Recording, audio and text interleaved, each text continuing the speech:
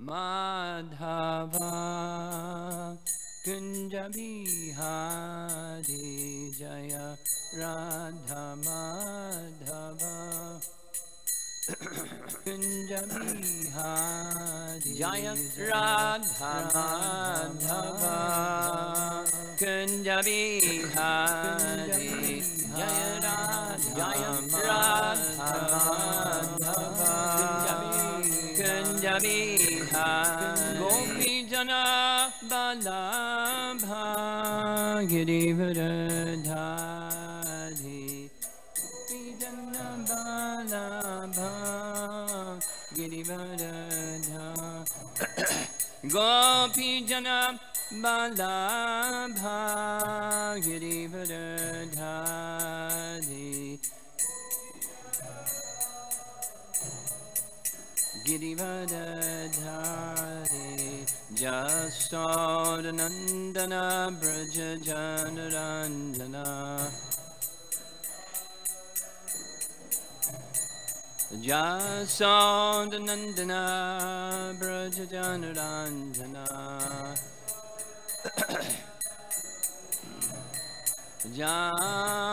Jamanatira Vanachari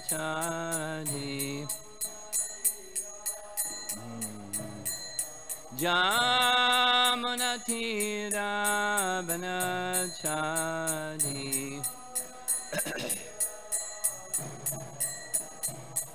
Jaya Radha Madhava Kunja Bihari Jaya Radha Madhava Kunja Bihari Jaya Radha Madhava Kunja Bihari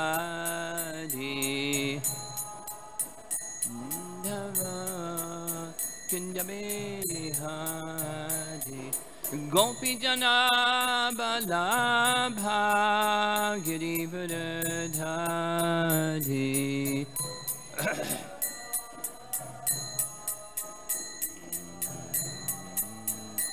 Gopi Jana Balabha Girivardhari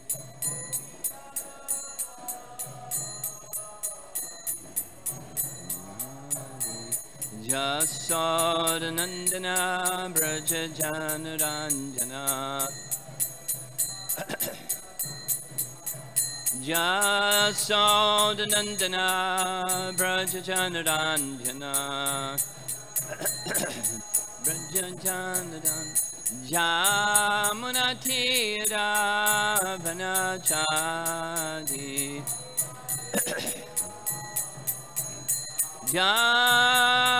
Jamunatira Vanachari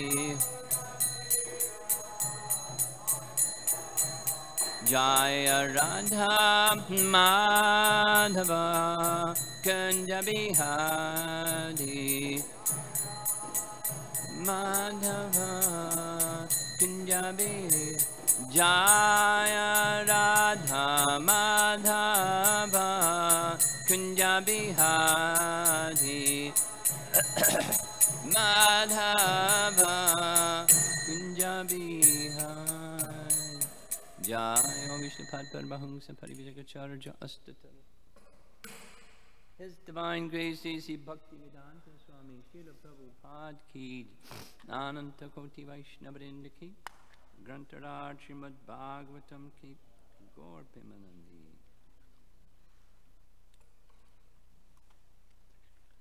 Om Namo Bhagavate Vasudevaya Om Namo Bhagavate Vasudevaya Om Namo Bhagavate Vasudevaya Text 17, Canto 10, Chapter 2 Sabhibrat Paurusham Dhamma Brajamano Yata Ravi Darasado Tidur Dharsho Bhutanam Sambhavovaha Sabhibrat Paurusham Dhamma Vrajamano Yata Ravi Darasadoti Durdarsho Bhutanam Sambhavovaha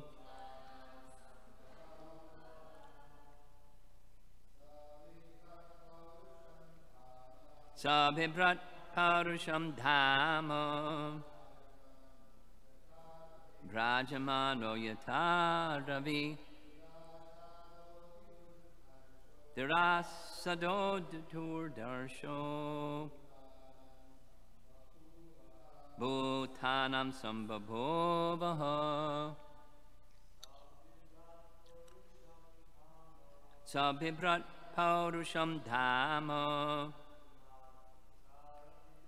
Brajamano Yata Ravi Durdarsho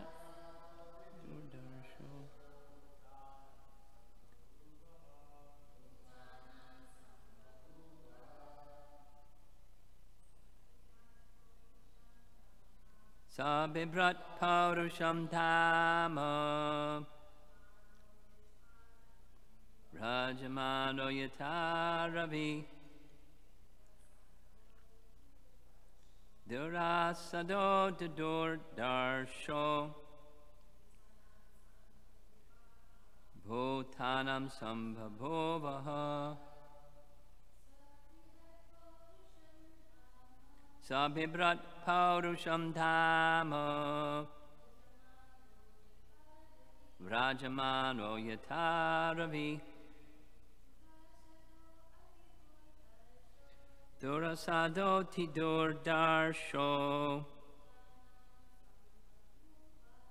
Bhutanam Sambhavovaha Saha He Vasudev Bibrat carried Paurusham pertaining to the Supreme Person Dhamma the spiritual effulgence Brajamanaha illuminating Yata as Ravihi the sunshine Durasadaha very difficult even to look at, difficult to understand by sensory perception. Ati Durdarshaha approachable with great difficulty. Bhutanam of all living entities. Sambhava so he became. Ha positively.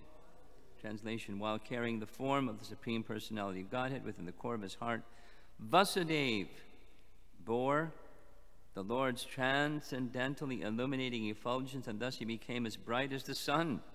He was therefore very difficult to see or approach through sensory perception. Indeed, he was unapproachable and unperceivable, even for such formidable men as Kamsa.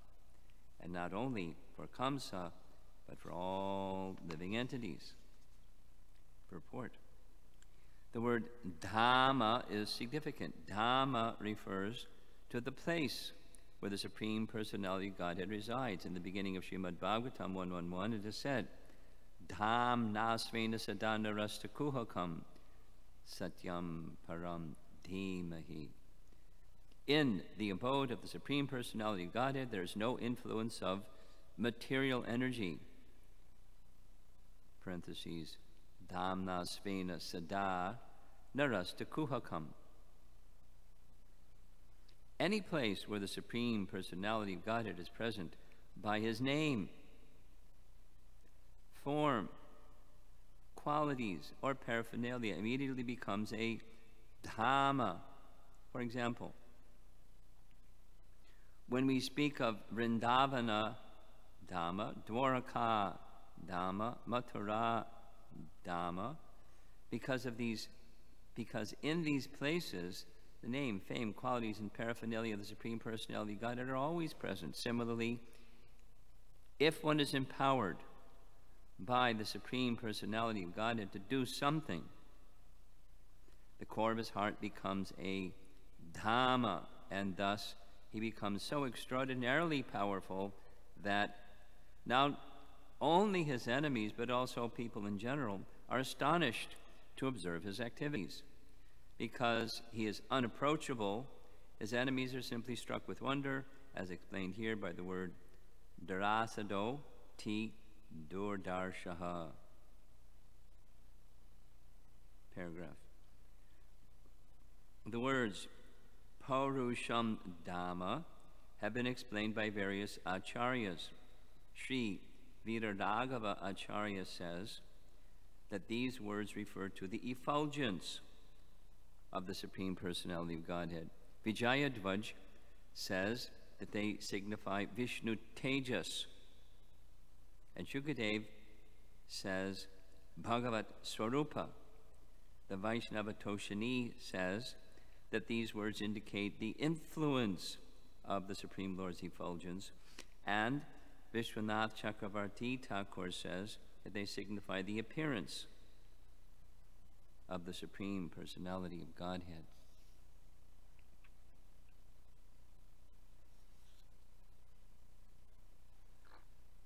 So yesterday we heard how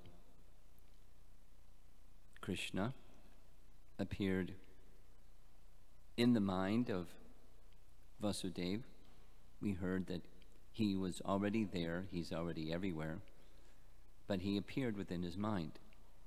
And he saw the form of the Supreme Lord within his mind. And one can only see, we know from Bhagavad Gita, chapter 11, one can only see that form through the medium of pure devotional service. Specifically, even it says where all one's activities are dedicated to the Supreme. We discussed this yesterday evening at a home program. Work for Krishna. That is, whatever you do. So it's that work for Krishna is a subset of bhakti. Whatever you do, it's for Krishna. Krishna is everything, or Krishna's pleasure is everything. That's pure devotional service. So through the medium of pure devotional service, Vasudeva, by Krishna's arrangement, could see him. It doesn't mean Vasudeva was not a pure devotee yet. Not so. But even in the position of pure devotion, the Lord may choose to appear, and he may not, and that's in his hand. It's his volition, his supreme will. But it was for the purpose of his Leela, he appeared in the mind of Vasudeva. Now this verse is saying, as a result of his appearing in the mind of Vasudeva, what happened? Vasudeva became effulgent like the sun. That's the second line. Brajamano yata ravihi. Ravi means sun or sunshine. So he became Brajamana. He became illuminated. Vasudeva became illuminated like the sun, yata ravi. So his effulgence was lighting up that prison cell, like as if, yata, the sun was shining. And then, so the first line, sa bibrat parusham dhamma. Sa bibrat, he carried, sa bibrat, parusham dhamma. So first Prabhupada focuses on the word dhamma. And the Hare Krishna movement, we're accustomed to know what the word dhamma means. It's the holy place. The dham. There's namaparad and there's dhammaparad and sevaparad. Dham is offenses to the holy place. So That's what we're accustomed to, the holy place. And it's a holy place. The holy place is a holy place, Prabhupada explained in the purport, because eternally, even before cosmic manifestation, the holy place is eternally existing. After cosmic annihilation, the holy place is eternally existing, Krishna says in Bhagavad Gita. And during the cosmic manifestation, the holy place is eternally existing. And the pastimes of the Supreme Lord may be manifest or not manifest, but they're there. The pastimes of the Supreme Lord are eternally being eternally present. Thus, Dhamma. And then Prabhupada, very importantly, expands this, not just the place Vrindavan Dham and Dwarka Dham and Mathura Dham, but he expands it, saying, for that matter, any place where the personality of Godhead is present, such as His name, by His name. So it's very important. That's our access to Dhamma, to the holy place, is Nama. Chant the name, and Krishna is present. And where Krishna is present, the place where Krishna is present is Dhamma, becomes purified, sanctified. As we're hearing from the 1.1.1, the last line of the verse, Dhamna Svena Sadhana Rasta Kuhakam. It's there twice in the purport. So Prabhupada's explaining where there is no influence of the material energy, parentheses, Dhamna Svena Sadhana Rasta Kuhakam. So the name is never contaminated. Purna Shuddho, Nitya Mukto. The name is never contaminated. The name may come to a contaminated place, like the sun may come to a dirty place. The sun doesn't become contaminated. The name doesn't become contaminated. The name, like the sun purifies a dirty place, the name purifies a dirty place, where material existence is eliminated in the presence of the name. So there's a Sanskrit term for that, where material existence is eliminated. It's called nirvana. So we don't, beyond I've been discussing this actually at Emory University. Emory University is in Atlanta. It's a place where Balavanta was a student when the devotees went there. Janamejaya and Taradasi and others went there to start the Atlanta temple, and they didn't have a place to stay, so they stayed in the dorm room of William Ogle, who later became Balavanta, who became the president, became the GBC, and so forth. He went to school at Emory. So we had a program at Emory, and the topic I was asked to speak about was Beyond Nirvana, subtopic, the path of yoga. So, beyond nirvana means where there's no influence of the material energy, or the cessation of material existence. And the yoga process is to connect with Krishna, and the bhakti yoga process connects us with Krishna, starting with his name. And so the opportunity is provided, purification is available, by chanting of the holy name to go beyond material existence.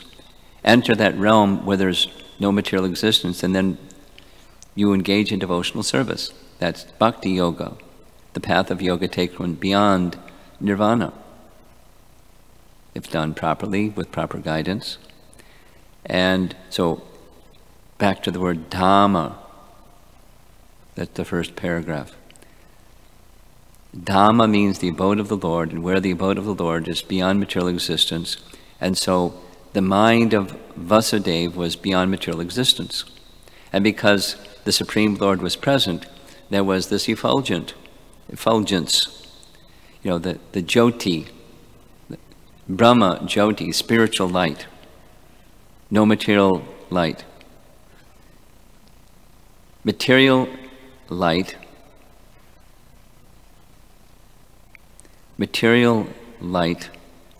is a reflection of Brahma Jyoti. We had this nice discussion on for about 3 weeks. From somebody in San Diego asked Badrinarayan Swami this verse from chapter 10 Bhagavad Gita that says the stars in the sky are reflections of the light of the sun. You know that one? And, you know, does it mean literally reflection? Like, you know, there's only one sun in the universe. And all others are like a reflection, like a mirror reflects an object. There's only one sun. Because apparently that's what Bhagavad Gita is saying, and apparently that that directly contradicts modern science. Yes? So wait a minute. Where does our faith go in modern science or in Bhagavad Gita? Krishna. Who is our authority that we accept? Do we accept Krishna? Do we accept modern scientists? Because after all, how could they be wrong? They are right in so many things. So it was this lively discussion, and one of the devotees that helped was the devotee that's in charge of the temple of Vedic planetarium, Antariksha, I believe is his name. Antariksha, whatever his name is. I don't think that's it. Anyway, he chimed in. He was consulted and said a few things. First, we'll get back to the purport, but there's one idea of reflection, and that is like a mirror. There's the object, and there's reflection in the mirror of the object. That's one idea, or one understanding of what reflection means. There's another, and the other is a Sanskrit meaning that it's something like, he used the English word channeling, or a medium. So the statement is there in the Vedas that the light of the Brahma Jyoti is found or reposed in the sun. The light of the Brahma Jyoti is a reflection of the light of the Brahma Jyoti, but so not in the sense like a mirror and the object reflected in the mirror, but in this transparent descending manner. And similarly, the light of the sun is the light of other luminous objects, like the light of fire, the light of the moon, the light of the Suryakanta gem, right? It's in Brahma Samhita. Prabhupada Bhaktisiddhanta speaks of the Suryakanta gem. What's a Suryakanta gem? It's a gem that's not just like a crystal, like here's a chandelier.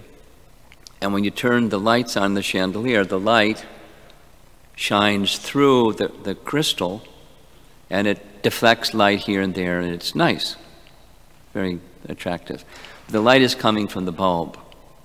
So that's one kind of reflection. But there's another where the Suryakanta gem actually doesn't require the lights on. It is self-luminous.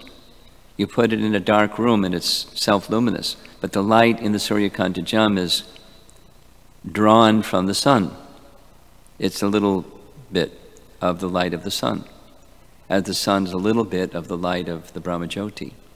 And similarly, as with the Suryakanta gem, this devotee, the TOVP in charge person, said, similarly, the other luminaries in the sky, nakshatras is the technical term. It can mean different things in Sanskrit, according to dictionary.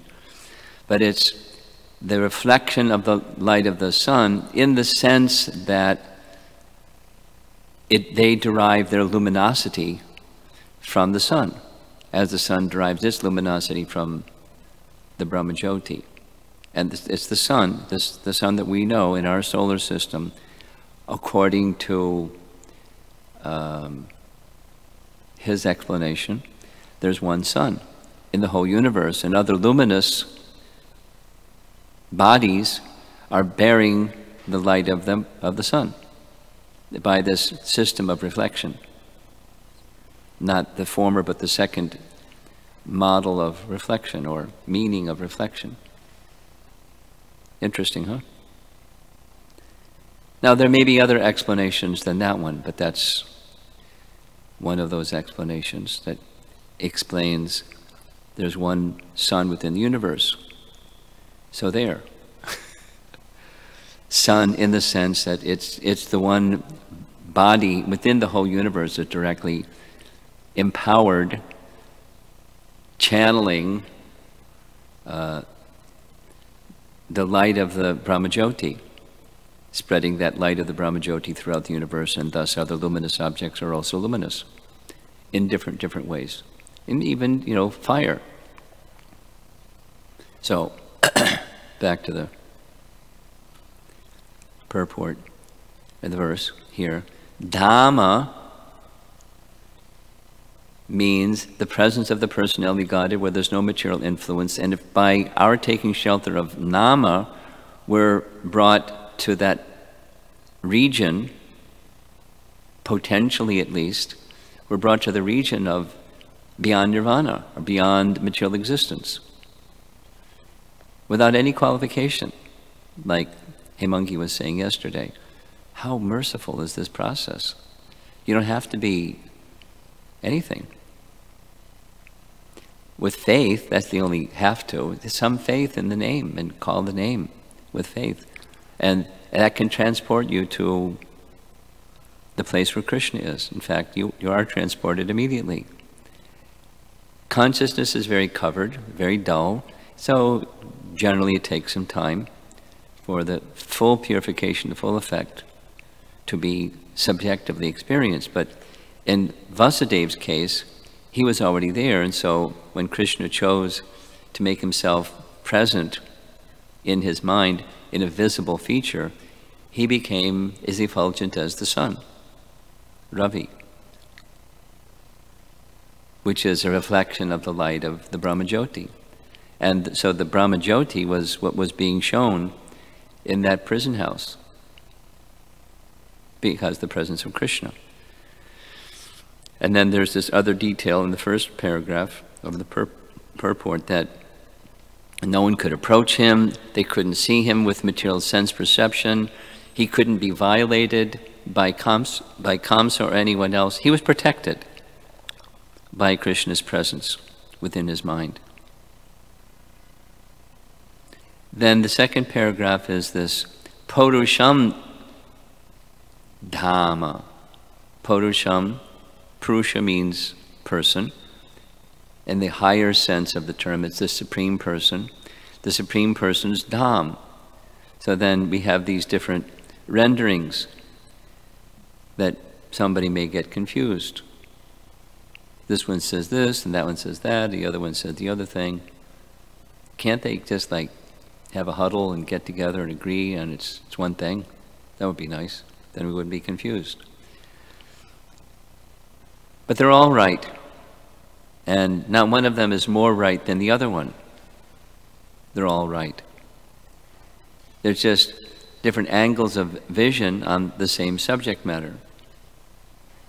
So I'll read it again, this short paragraph. The words Purusham Dhamma have been explained by various acharyas. Sri Viraraghava Acharya says that these words refer to the effulgence of the Supreme Personality Godhead.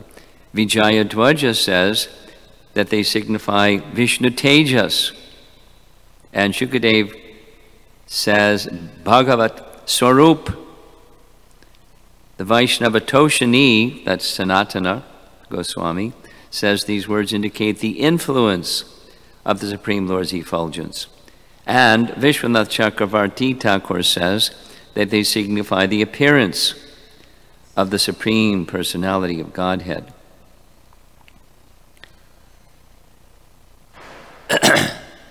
So they're saying the same thing with different emphasis or different perspectives. It's something like there's a hub and there's spokes that all go to the hub, and someone can express what this spoke or that spoke or the other spoke, but the object is the same object. It's the hub.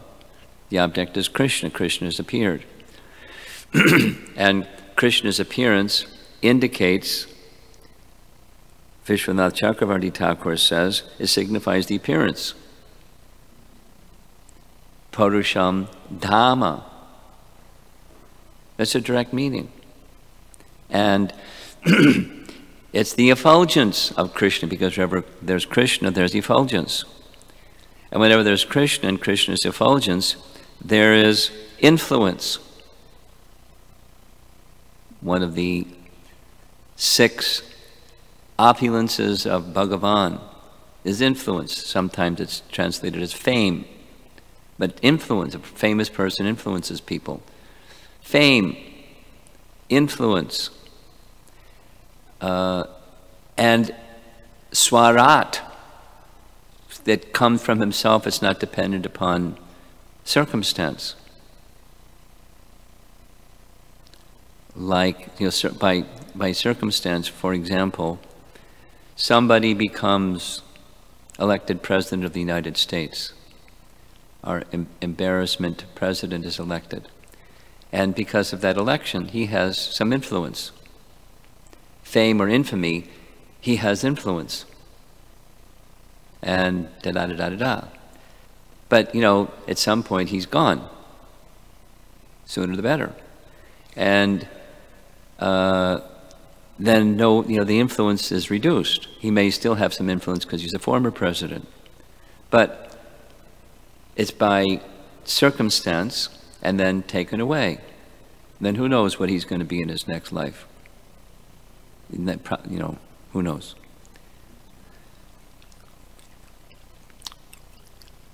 Gone. That influence is gone. Maybe something residual, but his influence is gone. So, but in Krishna's case, the 6 opulences in fullness, they're from himself, and one of those is this effulgence has an influence. That's what Sanatana Goswami is saying. The influence is being manifest in the body of Vasudeva by the presence of Krishna and Krishna's effulgence and the influence of Vasudeva. He's impenetrable. He's imperceivable by ordinary people. He can't be challenged or harmed because of the influence of the effulgence of the presence of the personality of Godhead. And so they're all right. It's just an innuendo or a different perspective on the same thing. Purusham Dhamma. And 2 remaining things I'd like to share.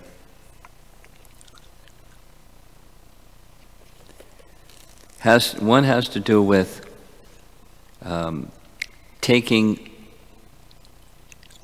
interpreting a text. That's the topic. Probably you're all familiar with the passage in Chaitanya Charitamrita where Vallabha wants to impress Chaitanya Mahaprabhu about his scholarship, and he brags about, I have an interpretation of the holy name. Would you like to hear it? And Chaitanya Mahaprabhu says, no. I only know that Krishna means the son of Nanda Maharaj and Mother Jasoda, that's all. And it has to do with the interpretation of Krishna's name, has to do with Sanskrit rules. Sanskrit rules are very explicit about the direct meaning must be taken for anything, for a Sanskrit word, unless it's, the exception is unless it's just inappropriate, or even more specifically, it doesn't conform with Siddhanta. Then you must take an indirect meaning. There's no option. You must take an indirect meaning. So Chaitanya Mahaprabhu is saying the direct meaning is a must. There's no need, I don't want to hear an indirect meaning. But to show scholarship, with the pride of scholarship, let me give an indirect meaning. I was attending one program in New Jersey. An elder Bengali family brought their elder Bengali friends. So I thought, let me just speak Bhagavad Gita, because I don't know what they're going to understand otherwise. So I spoke Bhagavad Gita. And at the end, the first question, one elder scholar, could you give some interpretation of that verse? And I could understand where he's coming from. He's used to hearing, this means that, instead of this means this. The interpretation program, because strongly influenced by Ramakrishna Mission, everything gets interpreted.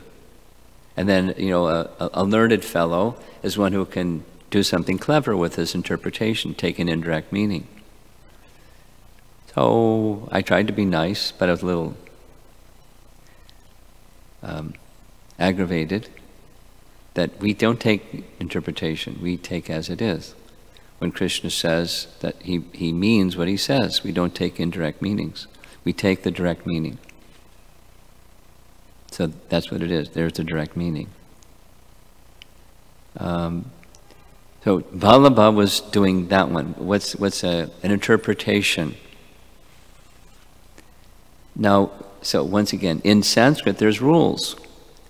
Sanskrit terminology, there's rules that are very strict. And anybody that's an acharya must follow the rules. Now there's unscrupulous persons, Prabhupada uses that word, who don't follow the rules. They do that this means that all the time. They take an indirect meaning, and in that indirect methodology, they're taking the power of the authority of the Vedas to say whatever their philosophy is, their ideas are. That's the interpretation trick.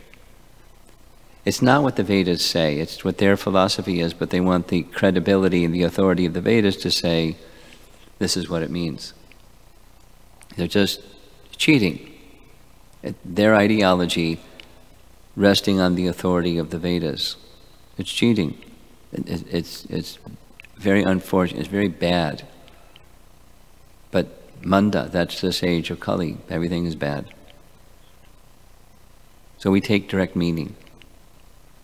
Unless, according to Sanskrit rule, there's some reason to not. So in this final purport, these are all direct meanings.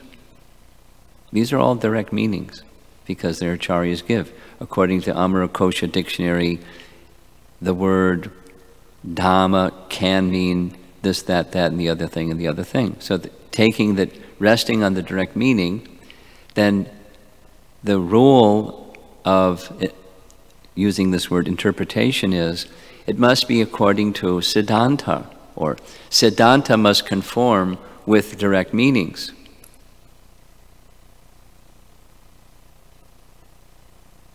Should I say it again? I'll say it again. We have our four sampradayas, and they're giving commentary on Vedanta Sutra or Brahma Sutra. And there's a Siddhanta. So one of the Vedic rules is there is a Siddhanta. The Siddhanta must line up with direct meanings unless it's otherwise not possible. And then it must, and the commentary must be consistent with Siddhanta. So there's diversity amongst the Vaishnava commentators, the four. But there's something essential amongst them all, and that is monotheism. The absolute truth, because Vedanta Sutra is searching for the source of everything. The source of everything is Bhagavan. This is a Supreme Person. So the conception of Bhagavan and how all the pieces fit together under that Bhagavan is supreme has slight variations. And so Vedanta Sutra language is interpreted according to their Siddhanta, and then you can say what the Siddhanta is. Like for example, the Siddhanta of Madhvacharya, Dvaitavad,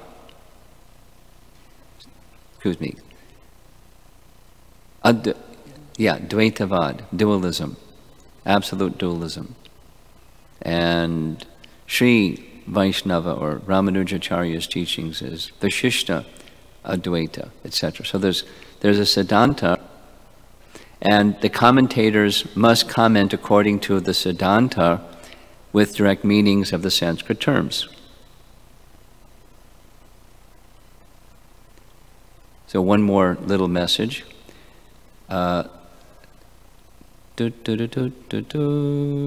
There's an attempt over the past 5 years for our scholarly devotees to put in writing methodology by which one is to understand Prabhupada's books, because Prabhupada's books are in English. And so the conformity with Sanskrit rules it's not a one-to-one how to interpret Prabhupada's books, it's in English. So they're writing a paper called the hermeneutics paper. Hermeneutics means, a dictionary definition is, the methodology by which a text is to be interpreted. Now, interpreting has a negative connotation, as I have already explained. We take direct meanings. But the word hermeneutics is commonly used with the Bible, and how you to understand this passage or that or the other from the Bible. So there's this hermeneutics treatise or guidelines how to read the Bible, how to interpret something from the Old and the New Testament. Because different denominations disagree. So there's a hermeneutics of how to align, the Methodists and the Mormons and the Catholics. They have their methodology, they have their interpretation, but it must follow standard methodology, hermeneutics. So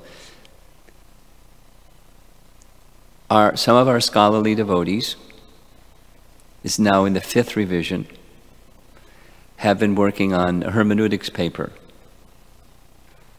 This is just, ISKCON news. And the last version number 4, was only 136 pages. And it'll probably end up being more, and then kind of like a capsule version for devotees that just can get, hey, what's going on? Kind of like a little summary for the public consumption. And it doesn't give an answer to when Prabhupada said this over here and that over there, here's the answer, how you're supposed to understand it. It is going to describe the methodology of how you take this over here and that over there and understand it. Methodology, not conclusions. Big distinction. They're not attempting to give a definitive answer to tough questions. They're attempting to, one more time, to describe the methodology by which you can look at this over here and that over there. Guidelines, how to read Prabhupada's books for future generations. Because different persons like Hari Sori and people that had Prabhupada's association aren't around to say, what was the circumstance, what was the context of this discussion where Prabhupada said this over here and that over there. He's not going to be around. So how do you take his writings and his morning walk conversations and room conversations and classes where he says seemingly some contradictory things? What's the methodology for coming to an understanding? You with me? So there's a hermeneutics paper in the making, version number 5. It'll probably take a while to get the final version. And how that relates to this, the second paragraph, there's some acharyas that say this and some acharyas that say that, and that's perfectly okay. Don't get confused, because in one sense, Prabhupada is, for us, Prabhupada is our founder acharya. When Prabhupada makes reference to Viraraghava acharya or this one or that one, we can have confidence that those persons are bona fide sources, at least on this particular context, in this particular topic. Member of ISKCON means Prabhupada is the Supreme Court. We invest that faith in him.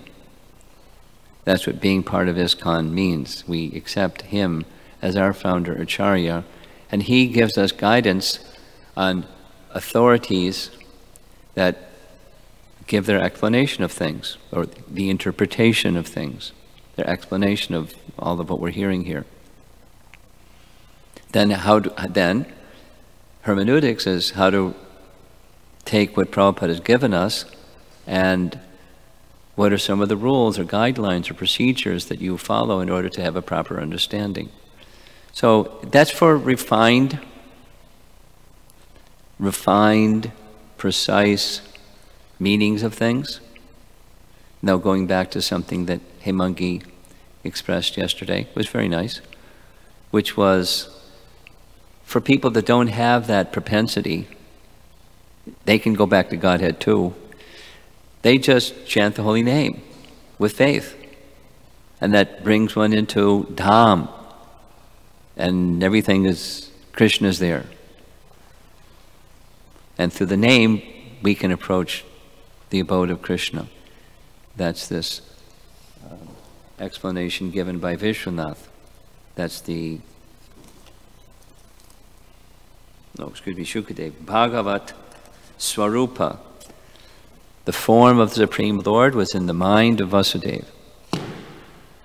And we have access to that situation, the Vasudeva situation that's being referred to in this verse, through the chanting of the name.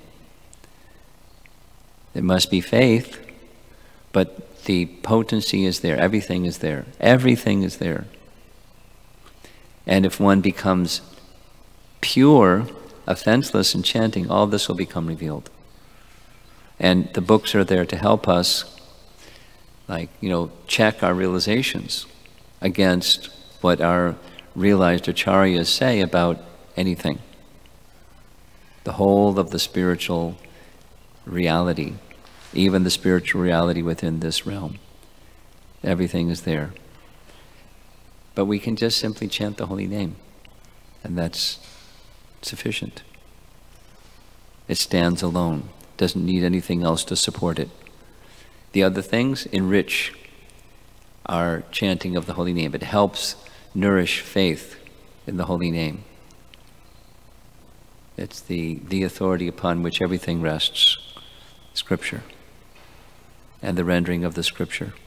And here's one last thing, actually. Last night, that fellow that came up afterwards, there's a Russian group program, home program, and one man said, I think I met you so many years ago, I came to the program and you gave me a Krishna book. I don't remember, but it was like 4.5 years ago, he said. Apparently we were promoting Krishna book or something. And that was his first visit. Before his first visit, he had read the Srimad Bhagavatam without commentary multiple times. He already had attraction. And he had read the Upanishads, and he read Mahabharata, and read Ramayana, and read the Kabbalah, and read, this and that, because he has Jewish roots, and his thing is comparing how the two fit together, and there's lots of fitting together, and so on. But, Prabhupada said, we won't understand Bhagavad Gita, certainly not Srimad Bhagavatam either, without the Bhaktivedanta purports. We won't understand it. So some attraction, yes, but same with the name. We can chant the holy name, but we're unfortunate. We're manda. This Kali Yuga influence is very strong. Therefore, the Bhaktivedanta purports, Prabhupada's books, are so important for people that are even in the beginning stages of chanting. Of course, we encourage according to the person, but when applicable, we encourage them, in addition to chanting, study Prabhupada's books. Or just take a book. We go in book distribution, take a book that can then invite them into the chanting of the holy name. Many times it happens like that. People read, and then from the reading they hear about chanting and they start chanting. Sometimes even without devotee association, just read in Prabhupada's books about chanting and they start chanting. Because the books say it. There's lots of examples like that. So that the two go well together. The chanting of the holy name and the Srimad Bhagavatam Bhagavad Gita message. They nourish bhakti. Any discussion?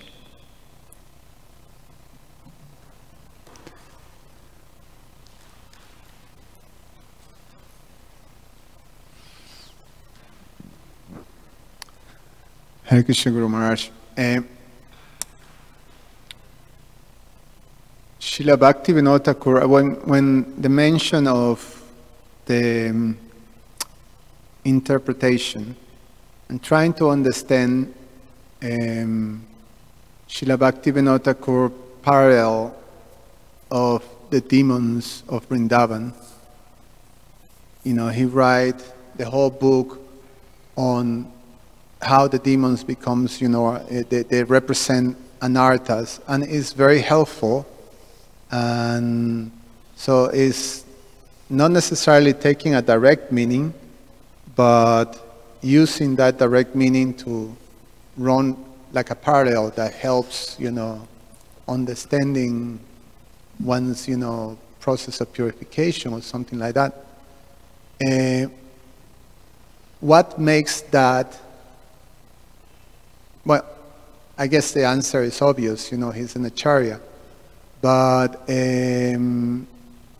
there is some validity on doing some interpretation. Can we consider that an interpretation? Two things. He has the qualification, and therefore we accept, because he has the qualification. And conversely, those that don't have the qualification, we don't accept. Second is, it's something like what's here. One can emphasize the presence of Krishna, Bhagavat Swarup. One can emphasize the effulgence of the presence of Krishna. One can emphasize the influence of the effulgence of the presence of Krishna. But it's the presence of Krishna. And just further elaboration, further elaboration, and further elaboration. Similarly, the pastime is to be taken direct. It's not a story to teach us a lesson. That's the wrong kind of interpretation. Mythology that's to teach us, like, fable, a children's story to teach us a lesson of life. That's wrong. That's garbage. Bhaktivinoda Thakur is, by his qualification, is giving us some understanding of the influence of the effulgence of the presence of Krishna. And the influence is, he's clearing the way. Krishna is clearing the way. So he's clearing the way by performing the pastime, and by hearing the pastime again and again and again. That obstacle in the path of bhakti is being cleared for us, just by the hearing and the reciting of the pastime. Given that it's a fact, it's not myth, that Krishna performed it. The direct meaning is there, and the influence is also there.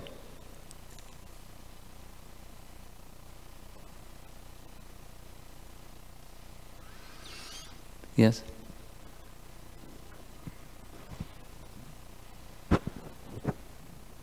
Thank you, Maharaj, for the class.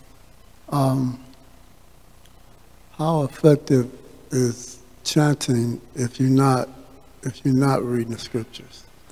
How effective is chanting if you're not what? If you're not reading Prabhupada's purports. How effective is the chanting if you're not reading Prabhupada's purports? Mm-hmm. Well, it depends. Depends on faith.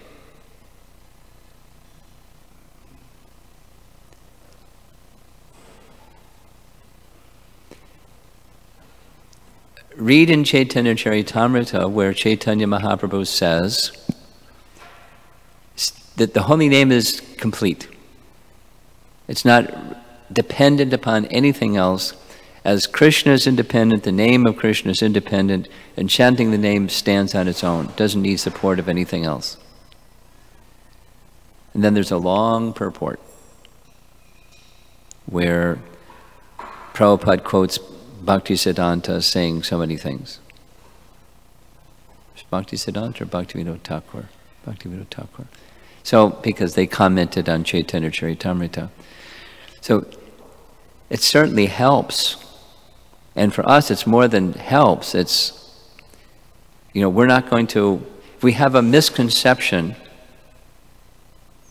of the name, we have a misconception of Krishna, which is practically guaranteed, then one can go in the wrong direction. So we need a proper conception, and the proper conception comes from Scripture.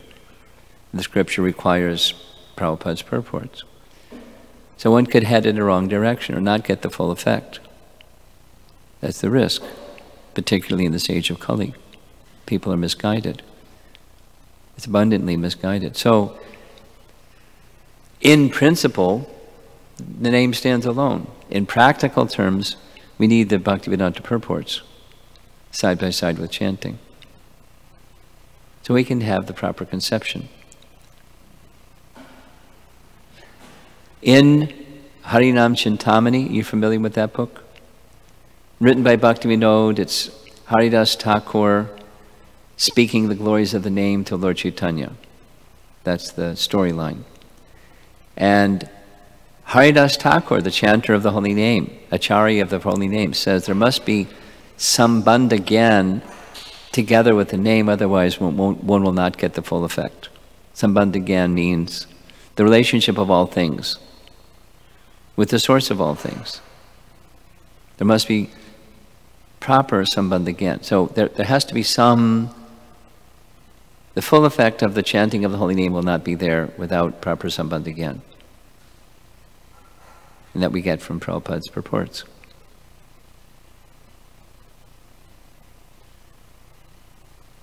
How's that? Okay.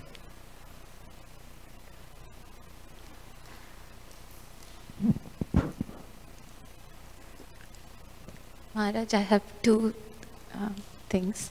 So the first one is about chanting. So, like how do we understand that the holy name has everything? Like with a very deep with convention. Faith, you understand with faith. It's a fact. Krishna and his name are none different. Krishna is everything. The holy name is everything. It's a fact. How do you understand facts? By teachers. the authority of teachers. The teachers have the teachings from the scripture. That's how you can understand.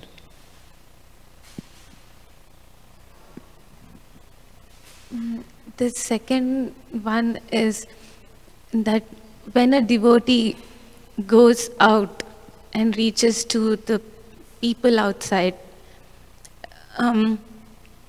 Krishna is residing within the heart of a devotee. It's challenging? No, Krishna is residing within... Krishna is residing in the heart, okay. Yes. So, Krishna is influencing through the heart of a devotee, the new people. Yes. So, so Maharaj, the chanting of the holy name, Yes. that allows Krishna to come and reside within the heart of a devotee. Well, Is he's that residing there. It enables one to recognize what we've forgotten. Krishna is residing in the heart.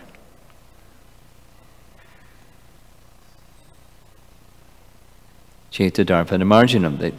The covering of forgetfulness is reduced and eventually eliminated by the chanting of the name. So when you're going out, having chanted carefully, then that remembrance of Krishna's in the heart, and Krishna's in the heart of the other person, and Krishna, please do your magic. Because your desire, I'm not rescuing the conditioned souls. Krishna is using me as an instrument. So please help this person get relieved of their suffering condition and come to know you again. Silently or softly, there's that prayer inside, and then you're saying so many things. But the intention is, be the instrument of Krishna in the heart for the Krishna in the heart of the other person. So Krishna appears through our Krishna consciousness, although he's already there. And the relationship with the name is, we're in service to the name when we're doing whatever we're doing. We're in service to Krishna. That's Krishna consciousness. It starts with the name.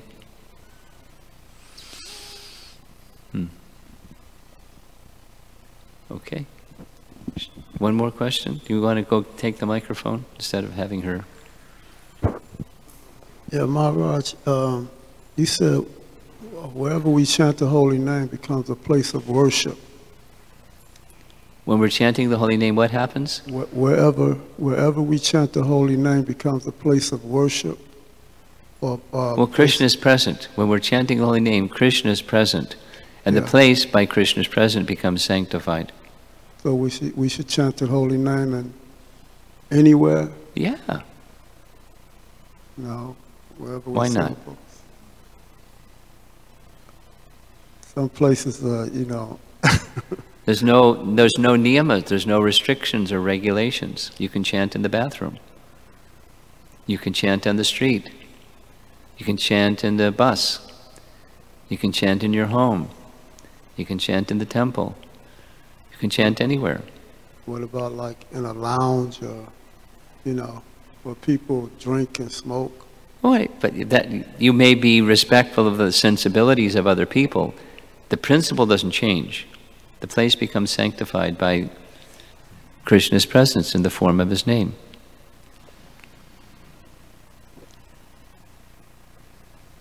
Srila Prabhupada ki jai.